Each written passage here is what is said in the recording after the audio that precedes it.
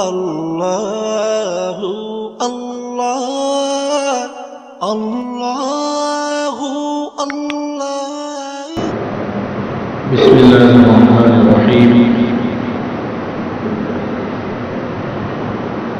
نحمده ونصلي على رسوله الكريم، اما بعد۔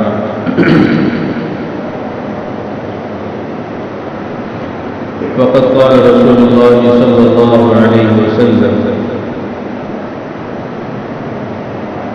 بني الإسلام على خمس: شهادة أن لا إله إلا الله وأن محمدا رسول الله وإقام الصلاة وإيتاء الزكاة وصوم رمضان والحج من استطاع إليه سبيلا، أو كما قال عليه الصلاة والسلام۔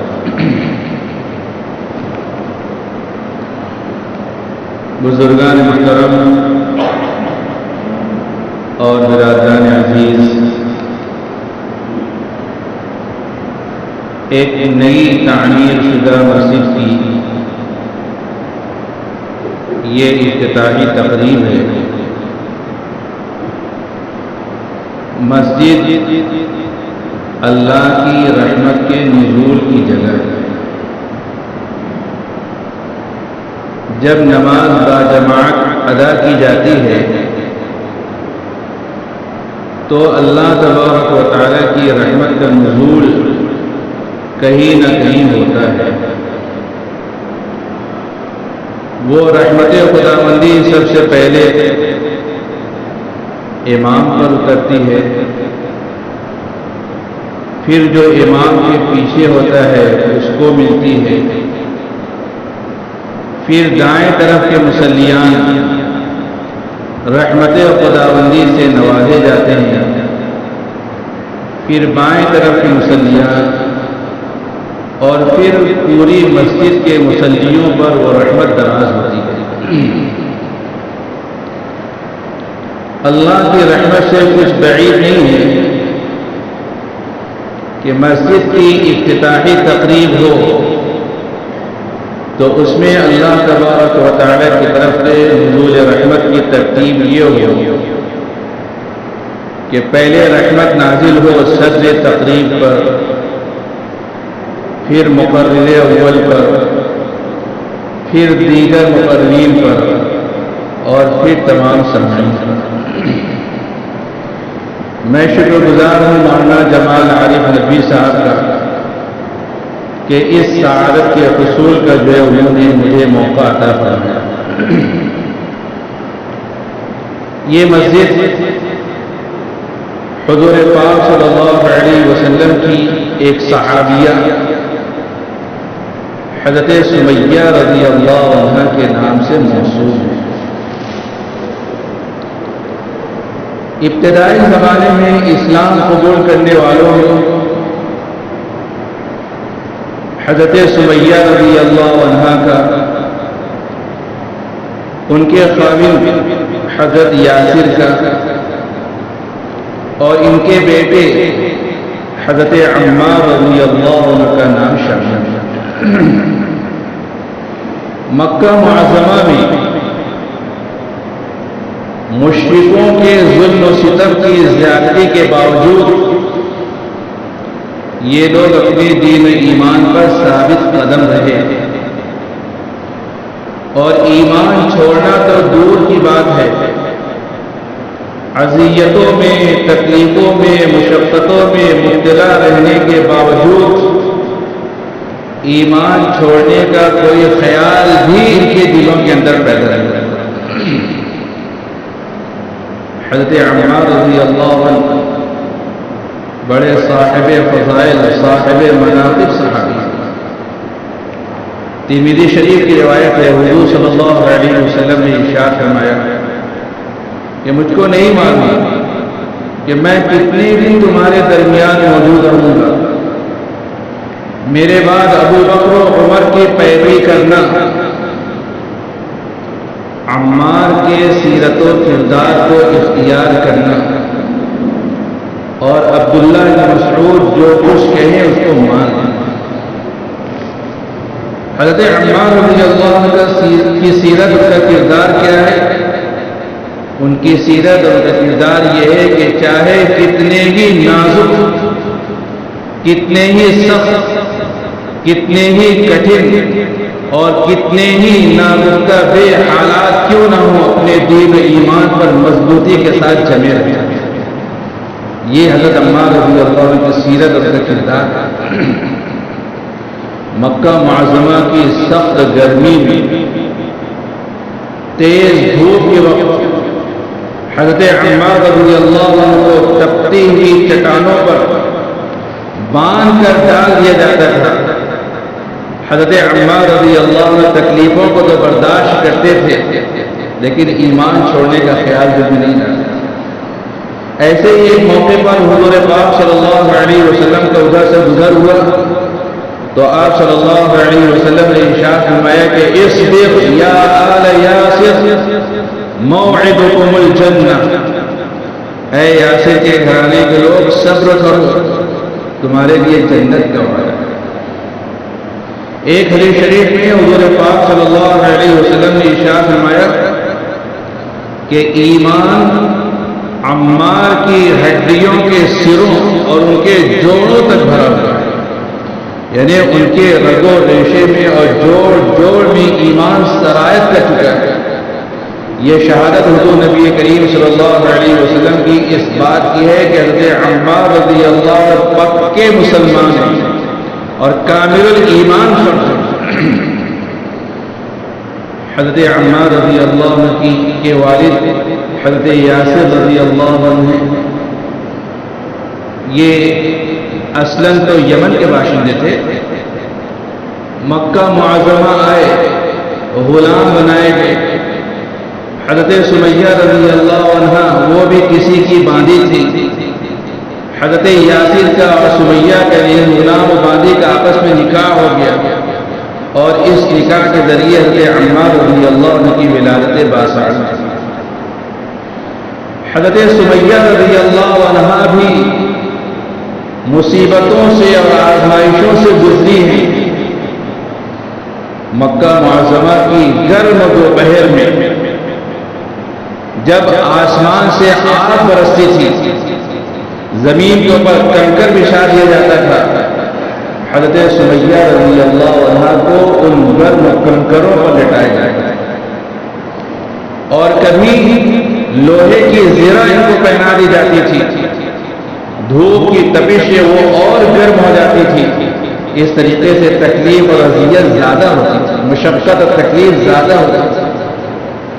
ایک دن ابو جہل نے حضرت سمیہ رضی اللہ عنہ کے نازک مقام پر نیزہ مارا، جس کی وجہ سے وہ شہید ہوئی۔ اسلام میں سب سے پہلے شہادت کا مقام حضرت سمیہ رضی اللہ عنہ کو حاصل ہوا۔ قاری احسان مسلم کی ایک نعت بہت مشہور ہوئی، بس میری نگاہوں میں قصد شاہ عالی ہے، یعنی سبز گنبد ہے اور سنہری جانی ہے۔ اس کا ایک شعر یہ بھی ہے کہ حضرت سمیہ نے راہ حق میں جان دے کر ساری ماں بہنوں کی آبرو بچا لی۔ اپنے شہر میں صحابہ اور صحابیات کے نام سے موسوم بہت سی مساجد ہیں۔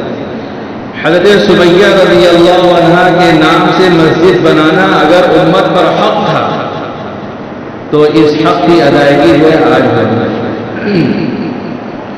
مسجد اللہ کا گھر ہے اور مسجد میں آنے والے اہل ایمان اللہ کے ملاقاتی ہیں۔ حدیث شریف میں حضور نبی کریم صلی اللہ علیہ وسلم نے ارشاد فرمایا ہے کہ المساجد بیوت اللہ، مسجدیں اللہ کا گھر ہیں اور مسجد میں آنے والے اہل ایمان اللہ کے ملاقاتی ہیں۔ اللہ پر حق ہے کہ جو بندہ اللہ سے ملاقات کے لیے آئے تو اللہ تعالیٰ اس کا اکرام کرے۔ اللہ تعالیٰ سے بڑھ کر اکرام کرنے والا اور کوئی نہیں۔ اس کی صفت ہی ہے وہ شاکر ہے، نیک کام کرنے والوں کی قدردانی کرنے والا ہے۔ جو بندہ مسجد کی طرف قدم بڑھاتا ہے، مسجد میں آتا ہے، اللہ تبارک و تعالیٰ کی طرف سے اس کا اکرام ہوتا ہے، سعادتوں سے وہ مالا مال ہوتا ہے۔ حدیث شریف میں کہ صبح اور شام کے جس وقت کوئی بندہ مسجد میں آتا ہے تو جب وہ مسجد میں آتا ہے، اللہ تعالیٰ کی طرف سے جنت میں اس کی مہمانی کا انتظام بندوبست کیا جاتا ہے۔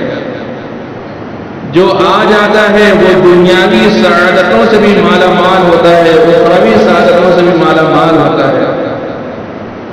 مسجد میں داخل ہونے کے وقت جو دعا سکھائی گئی وہ بھی سعادت والی ہے، مسجد سے نکلتے وقت جو دعا سکھائی گئی وہ بھی سعادت والی ہے۔ مسجد میں داخل ہونے کی 5 سنتیں ہیں۔ پہلی سنت ہے بسم اللہ پڑھنا، دوسری سنت ہے درود شریف پڑھنا، مثلا الصلاۃ والسلام علی رسول اللہ پڑھنا، تیسری سنت ہے سیدھا پاؤں پہلے اندر داخل کرنا، چوتھی سنت ہے مسجد میں داخل ہونے کی دعا پڑھنا۔ مسجد میں داخل ہونے کی دعا یہ ہے اللہم افتح لی ابواب رحمتک، یعنی اے اللہ میرے لیے اپنی رحمتوں کے دروازے کھول دے۔ اور 5ویں سنت ہے اعتکاف کی نیت کرنا۔ اعتکاف کی نیت کرنے میں مسجد کے دروازے پر جو تختی لگی ہوئی ہے اس میں جو الفاظ لکھے ہوئے ہیں وہ پڑھنا ضروری نہیں ہے، زبان سے کہہ دے اعتکاف کی نیت کرتا ہوں، یا دل میں ارادہ کر لے اعتکاف کی نیت کرتا ہوں، اعتکاف کی نیت کرتا ہوں۔ جب تک مسجد میں رہے گا جو عبادتیں انجام دے گا ان عبادتوں کا بھی ثواب ملے گا اور اعتکاف کا ثواب بھی الگ سے ملے گا۔ اور جب مسجد سے باہر نکلنے لگے تو پھر 5 سنتیں ہیں۔ پہلی سنت ہے بسم اللہ پڑھنا، دوسری سنت ہے درود شریف پڑھنا، مثلا الصلاۃ والسلام علی رسول اللہ پڑھنا، تیسری سنت ہے پہلے الٹا پاؤں باہر نکالنا، چوتھی سنت ہے مسجد سے باہر نکلنے کی دعا پڑھنا، اللہم انی اسألک من فضلک، یعنی اللہ میں تجھ سے تیرے فضل کا سوال کرتا ہوں۔ اور 5ویں سنت ہے جوتا یا چپل سیدھے پاؤں میں پہننا۔ کوئی بندہ ایک سنت پر عمل کرے وہ اللہ تبارک و تعالیٰ کی طرف سے انعامات سے نوازا جاتا ہے، اس کا دل نورانیت سے روحانیت سے لبریز ہو جاتا ہے۔ مسجد میں آتے اور جاتے وقت ان 5 سنتوں پر عمل کرے گا تو اس کا دل کتنا نورانیت سے اور روحانیت سے بھر جائے گا اس کا اندازہ لگایا جا سکتا ہے۔ مسجد میں داخل ہوتے وقت دعا سکھائی تو اس میں مانگا گیا اللہ کی رحمت، مسجد سے نکلتے وقت دعا سکھائی گئی تو اس میں مانگا گیا اللہ کے فضل۔ شارحین حدیث کہتے ہیں کہ رحمت کا تعلق ان نعمتوں سے ہے جن کی حاجت و ضرورت بندے کو آخرت میں پڑے، اور فضل کا تعلق ان نعمتوں سے ہے جن کی حاجت و ضرورت بندے کو دنیا میں پڑے۔ تو مسجد میں آنے والا اور مسجد سے نکل کر کے جانے والا بندہ دنیاوی اور اخروی دونوں قسم کی سعادتوں سے مالا مال کیا جاتا ہے، دونوں قسم کی سعادتوں سے نوازا جاتا ہے۔ بندے کو آخرت کی کامیابی کی بھی فکر ہونی چاہیے اور دنیا بھی اس کی اچھی طریقے سے جب گزرنی چاہیے، اس میں بھی اس کو کوئی دشواری اور کوئی تکلیف یا لاحق نہیں ہونی چاہیے۔ جب حضور پاک صلی اللہ علیہ وسلم نے دعا مانگنا سکھایا ہے تو جس طریقے سے بندہ دعا مانگتا ہے اس طریقے سے اللہ تبارک و تعالیٰ اس کی دعا کو قبول بھی کرے گا۔ اور پھر حدیث شریف کے اندر یہ بھی ہے کہ جو بندہ اچھی طریقے سے وضو کرنے کے بعد صرف 2 رکعت نماز اس طریقے سے پڑھتا ہے کہ اس نماز میں اللہ کے علاوہ کسی اور کا خیال نہیں آتا تو اللہ تبارک و تعالیٰ اس بندے کی مغفرت فرما دیتا ہے۔ صرف اس شان کی 2 رکعت بندہ نماز پڑھے کہ اللہ کے علاوہ کسی اور کا خیال و دھیان نہ آئے تو اس پر اللہ تبارک و تعالیٰ کی طرف سے مغفرت کا وعدہ ہے۔ پھر نماز پڑھے گا تو اس کے فضائل الگ ہیں۔ نماز پڑھنے کے بے شمار فضائل ہیں. ایسے مواقع پر اکثر اس کا مذاکرہ ہوتے رہتا ہے. ایک حدیث شریف میں آقا و مولا سیدنا حضور پاک صلی اللہ علیہ وسلم نے ارشاد فرمایا کہ خمس صلوات افترضهن اللہ من احسن وضوءهن وصلاهن لوقتهن واتم ركوعهن وخشوعهن كان له على الله عهد ان يغفر. 5 وقت کی نمازیں اللہ تعالی نے فرض کی ہیں.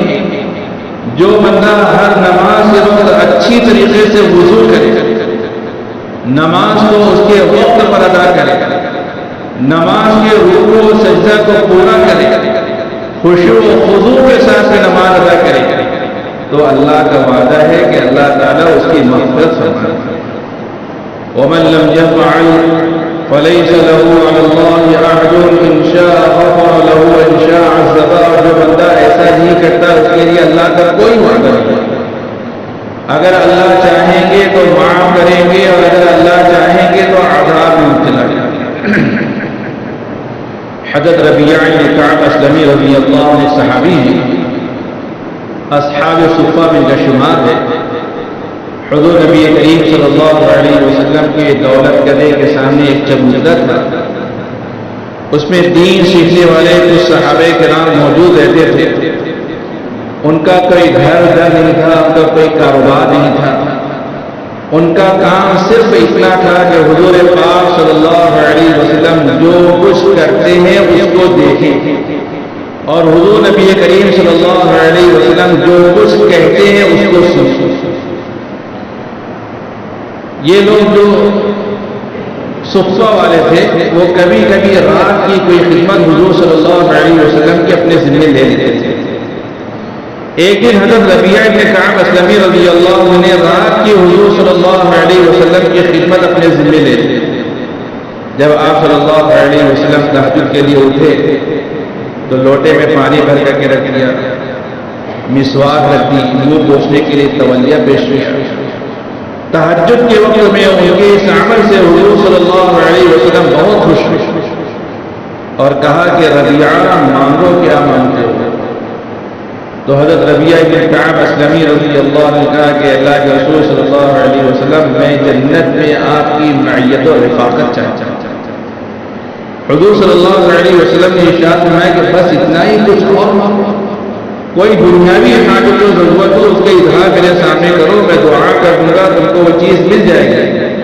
لیکن انہوں نے کہا کہ اللہ کے رسول صلی اللہ علیہ وسلم بس مجھ کو جنت میں آپ کی معیت و رفاقت چاہیے, اس کے علاوہ مجھے کچھ نہیں چاہیے. تو آپ صلی اللہ علیہ وسلم نے ارشاد فرمایا کہ جب بات ایسی ہی ہے تو اعنی بکثرت السجود, سجدوں کی کثرت کے ذریعے سے میری مدد کر.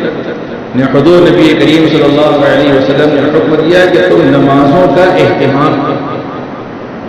اکثر شارحین حدیث یہ کہتے ہیں کہ حضور پاک صلی اللہ علیہ وسلم نے نمازوں کے اہتمام کی تاکید فرمائی, لیکن حضور نبی کریم صلی اللہ علیہ وسلم کے اشارات جامع ہوتے ہیں, کوزے میں سمندر بند ہوتا ہے. بعض شارحین حدیث کہتے ہیں کہ حضور نبی کریم صلی اللہ علیہ وسلم نے اپنے اس ارشاد مبارک میں نوافل کی ترغیب کی. فرض تو ادا ہی کرنا ہے, فرائض کے اہتمام کے علاوہ نوافل کا بھی اہتمام کرو, تو جو تمہاری دلی تمنا ہے, جو تمہاری خواہش ہے, وہ خواہش پوری ہو جائے. شیخ الاسلام مفتی محمد تقی عثمانی دامت برکاتہ فرماتے ہیں کہ فرائض یہ اللہ تعالیٰ کی عظمت کا حق ہے, اور نوافل یہ اللہ تعالیٰ کی محبت کا حق ہے. اللہ تعالیٰ مالک ہیں, اللہ تعالیٰ حاکم ہے, انہوں نے حکم دیا نماز پڑھنے کا, نماز سے پڑھنا ہی ہے. یہ اللہ کی عظمت کا حق ادا ہوتا ہے. اللہ تبارک و تعالیٰ نے بے شمار نعمتوں سے مالا مال فرمایا ہے, نعمتوں کی فراوانی عطا فرمائی ہے. تو اب اللہ تبارک و تعالیٰ کی اس محبت کا بھی کچھ نہ کچھ حق ادا کرنا چاہیے. وہ حق کی محبت نوافل کے ذریعے سے ادا ہوتا ہے. 4 وقت کی نفل نمازیں حضور صلی اللہ علیہ وسلم کا اہتمام بھی کرتے تھے, اور آپ صلی اللہ علیہ وسلم نے ان کی ترغیب بھی کی. تہجد کی نماز, اشراق کی نماز, چاشت کی نماز، اوابین کی نماز۔ تہجد کی فضیلت میں حضور پاک صلی اللہ علیہ وسلم کا ارشاد ہے کہ جو بندہ تہجد کی پابندی کرتا ہے اللہ کا مقرب بنتا ہے، اللہ تعالیٰ اس کے گناہوں کو معاف کر دیتے ہیں، آئندہ گناہوں سے محفوظ فرماتے ہیں۔ اشراق کے بارے میں حدیث شریف میں ہے کہ جو بندہ فجر پڑھنے کے بعد اپنی جگہ بیٹھا رہے، تلاوت میں تسبیح میں مشغول رہے، پھر طلوع آفتاب کے بعد 2 رکعت نماز ادا کرے تو اللہ تعالیٰ اس کو کامل حج و عمرے کا ثواب عطا کرتا ہے۔ سورج ذرا اوپر آ جاتا ہے تو زوال سے پہلے چاشت کی نماز پڑھی جاتی ہے۔ آپ صلی اللہ علیہ وسلم نے ارشاد فرمایا کہ جو بندہ چاشت کی 2 رکعت پڑھے گا اللہ تعالیٰ اس کے سارے گناہوں کو معاف کر دیں گے، اگرچہ کہ سمندر کے جہاز کے برابر کیوں نہ۔ اور اوابین کے بارے میں آپ صلی اللہ علیہ وسلم نے ارشاد فرمایا کہ جو بندہ مغرب کے بعد 6 رکعت نفل پڑھے گا اللہ تبارک و تعالیٰ اس کے لیے جنت میں ایک محل بنوائیں گے، ایک محل اس کے لیے جو تعمیر ہوگا۔ تو فرائض کے اہتمام کے ساتھ نوافل کا اہتمام بھی ہونا چاہیے، اس کی ترغیب اسی ارشاد مبارک سے۔ جس طریقے سے نماز کے فضائل ہیں اسی طریقے سے ترک نماز پر وعیدیں بھی ہیں۔ ایک حدیث شریف میں ہے آپ صلی اللہ علیہ وسلم ارشاد فرماتے ہیں والذی نفسی بیدہ لقد هممت ان آمر بحطب فیحتطب ثم آمر بالصلاة فیؤذن لها ثم آمر رجلا فيؤم الناس ثم أخالف إلى رجال لا يشهدون الصلاة فأحترق عليهم بيوتهم۔ یعنی قسم ہے اس ذات کی جس کے قبضے میں میری جان ہے، کبھی کبھار میرے دل میں یہ خیال پیدا ہوتا ہے کہ میں لکڑیوں کے جمع کرنے کا حکم دوں کہ لکڑیاں جمع کی جائیں، پھر ایک شخص کو متعین کروں کہ اذان کا وقت ہو جائے تو اذان دے دیں، ایک شخص کو متعین کروں کہ نماز کا وقت ہو جائے تو نماز پڑھا دیں، اور پھر میں ان لوگوں کے گھروں کی طرف چلا جاؤں جو نماز پڑھنے کے لیے مسجد میں نہیں آتے ہیں اور جا کر کے ان کے اندر سے آتش کرتے ہیں۔ گھروں میں عورتوں اور بچوں کے ہونے کے خیال سے حضور پاک صلی اللہ علیہ وسلم نے اگرچہ کہ ظاہری طور پر گھروں کو آگ نہیں لگائی لیکن معنوی طور پر ایک آگ ہر گھر کے اندر جو داخل ہو گئی ہے اور وہ نماز چھوڑنے کی ہی فرصت اور بے برکتی ہے۔ تو جس طریقے سے نماز کے فضائل بیان کیے گئے اسی طریقے سے ترک نماز پر وعیدیں بھی بیان کی گئی۔ یہاں اس علاقے میں ایک نئی مسجد کا آغاز آج سے ہو رہا ہے۔ اس پورے محلے اور بستی کے لوگ اب اللہ تبارک و تعالیٰ کی رحمت کے مستحق اور حقدار بنیں گے۔ مسجد پر رحمت نازل ہوگی، پورے محلے کے اندر جو پھیلے گی۔ مسجد کی تعمیر ہو جانے کے بعد اب اہلیان محلہ کی سب سے بڑی ذمہ داری مسجد کو آباد کرنے اور آباد رکھنے کی ہے۔ ورنہ یہ بھی سن لیجیے کہ مسجد اپنے آباد کرنے والے کو دعا دیتی ہے اور ویران کرنے والے کو بددعا دیتی ہے۔ بہرحال یہ ایک بہت ہی پرسعادت اور پرمسرت موقع ہے۔ ایک نئی تعمیر شدہ مسجد میں پہلی نماز ادا کرنے کی نیت سے اس غرض سے ہم لوگ یہاں پر اکٹھا و جمع ہوئے ہیں۔ اس مبارک موقع پر اس مسجد کی تعمیر میں جن لوگوں کا حصہ ہے بالخصوص حضرت مولانا جمال عارف ندوی زید احمد مرحوم اور ان کے تمام رفقائے کار کو دل کی گہرائیوں سے مبارکباد پیش کرتا ہوں۔ البتہ ایک شخص کی کمی میں محسوس کر رہا ہوں، اگر وہ آج دنیا میں موجود ہوتے تو یقیناً ان کے لیے لمحہ بہت خوشی اور مسرت کا ہوتا۔ وہ مولانا جمال عارف ندوی زید مرحوم کے والد بزرگوار مولانا عبد المجید ملی رحمۃ اللہ علیہ۔ یہ ایک ملی اور اجتماعی کام ہے، کوئی ذاتی اور انفرادی کام نہیں ہے، لیکن اس کی تعمیر کا اور اس سے ملحق جو شاندار مدرسہ ہے اس کی تعمیر کا ذریعہ اور سبب اللہ تبارک و تعالیٰ نے مولانا جمال عارف صاحب کو بنایا ہے۔ تو ظاہر سی بات ہے کہ ان نیکیوں میں اجر و ثواب کے مستحق ان کے والد بزرگوار بھی ہوں۔ بہت کم لوگوں کو یہ بات معلوم ہوگی کہ مولانا جمال عارف صاحب نے عصری ابتدائی تعلیم انگلش میڈیم اسکول میں حاصل کی اور پھر 12ویں میں اعلیٰ نمبرات سے انہوں نے کامیابی حاصل کی تھی۔ اور ان اعلیٰ نمبرات کی وجہ سے انجینئرنگ کالج میں فری سیٹ پر ان کا داخلہ ہو گیا تھا، لیکن ان کے دل میں دین کا جذبہ پیدا ہوا، دینی علم کے حاصل کرنے کا شوق پیدا ہوا۔ انہوں نے اس انجینئرنگ کالج کو جو ترک کیا، ندوۃ العلماء کے اندر جو داخلہ لیا، اس وقت کوئی اس بات کا تصور نہیں کر سکتا تھا کہ انگلش میڈیم اسکول کا ایک اسٹوڈنٹ عالم فاضل بن کر کے ایک دین کا داعی و مبلغ بنے گا اور زبردست دینی خدمت انجام دے گا۔ جہاں ان کا دینی جذبہ اس میں کار فرما ہے تو ظاہر سی بات ہے کہ ان کے والدین کی صحیح تربیت کا رخ کا بھی اس میں بہت بڑا دخل ہے۔ اس لیے اس کار نمایاں میں جہاں وہ نیکیوں میں شریک ہوں گے، ان کے والد بزرگوار بھی جو نیکیوں کے اندر شریک رہیں گے، وہ جہاں ہے وہیں اللہ تبارک و تعالیٰ ان کو بے پناہ اپنی رحمتوں سے نوازے، مالا مال کرے۔ میں دعا کرتا ہوں کہ اللہ تبارک و تعالیٰ اس مسجد کو باعث خیر و باعث برکت بنائے، مشعل ہدایت بنائے، مینار نور بنائے، اور جتنے مقاصد ہیں ان تمام مقاصد کی تکمیل میں اللہ تبارک و تعالیٰ کامیابی عطا فرمائے۔ وآخر دعوانا ان الحمد للہ رب العالمین۔ اللہ اللہ اللہ